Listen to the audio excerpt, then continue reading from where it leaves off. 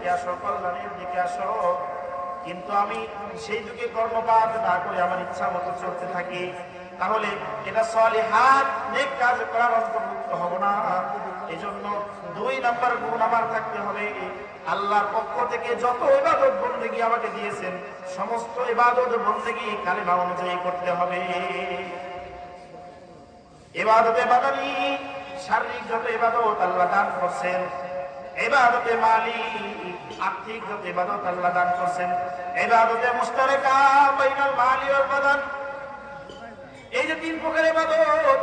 কিছু ইবাদত এমন আছে যেটার জন্য শুধু শরীর লাগে, নামাজ পড়তে টাকা লাগে না, শরীর লাগে, এই যে শ্রম যায়, এটা হলো ইবাদতে বাদানি, এটা আমার আমল করতে হবে।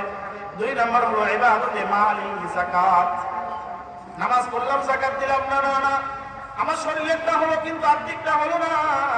এজন্য আমার শারীরিক ইবাদত যেমন করতে হবে, আর্থিক ইবাদত যেমন করতে হবে। এজন্য ইবাদতে মালি ওয়াল যাকাত, আরো যত আর্থিক ইবাদত আছে এইগুলোকে সম্পূর্ণভাবে করতে হবে। 3 নম্বরে ইবাদতে মুশতারিকা বাইনাল মালি ওয়াল বাদান।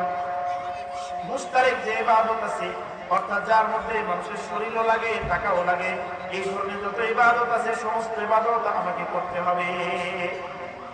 যেমন হজ, হজের মধ্যে কি লাগে? মানুষের শরীরও লাগে, টাকাও। তাহলে আমি শুধু নামাজ পড়লাম, মনে মনে ভাবলাম আমি কি হয়ে গেছি, নেককার বান্দা হয়ে গেছি, সম্ভব? তাহলে শারীরিক ইবাদত করতে হবে, আর্থিক ইবাদত করতে হবে, এবং যেটার মধ্যে শরীরও লাগে, আর্থিক সহায়তাও লাগে, ওইটাও। এই 3টার সমষ্টি যখন একজন বান্দার মধ্যে ঘটবে তখন সে কি হলো? নেককার বান্দা।